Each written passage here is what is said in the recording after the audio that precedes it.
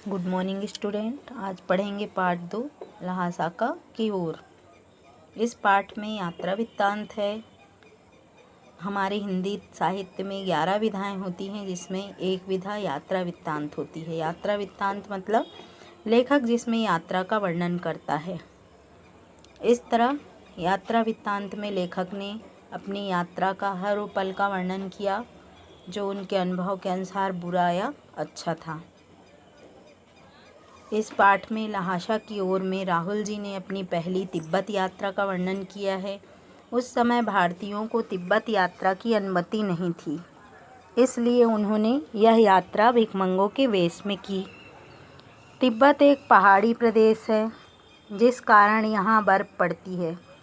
इसकी सीमा हिमालय पर्वत से शुरू होती है। तिब्बत में पहाड़ बिल्कुल खाली हैं, ना ही बर्फ़ है और ना किसी तरह की हरियाली थी। उत्तर की तरफ तो बहुत ही कम पहाड़ियाँ और बर्फ़ वाली चोटियाँ दिखाई देती थीं। तिब्बत के समाज में छुआछूत, जाति पाति आदि कुप्रथाएँ भी नहीं थीं। सारे प्रबंध की देखभाल कोई भिक्षु करता था। वह भिक्षु जागीर के लोगों में राजा के समान सम्मान पाता था। उस समय तिब्बती की औरतें पर्दा नहीं करती थीं। तिब्बत में जाति पाति का भेद नहीं था। औरतों के लिए पर्दा प्रथा नहीं थी। भिखमंगों को छोड़कर अपरिचित भी घर के अंदर जा सकते थे। घरों की सास बहुएं बिना संकोच के चाय बना लाती थीं। वहाँ चाय मक्खन सोडा नमक मिलाकर कूटकर मिट्टी के दांतेदार बर्तन में परोसी जाती थीं। परित्यक्त चीनी किले से चलने पर एक आदमी लेखक से राहदारी मांगने आया। लेखक ने अपनी तथा अपने दोस्त की चीटें दिखा दी।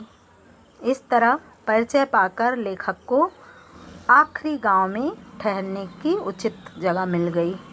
तो इस तरह लेखक की जो यात्रा थी वो कुछ दुर्गम भी थी।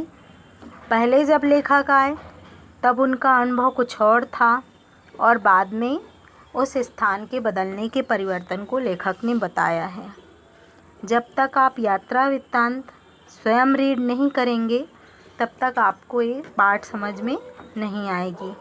तो इस तरह आप यदि तिब्बत के गाँव की जानकारी जानना चाहते हैं तो इसे आप बुक में पढ़ सकते हैं।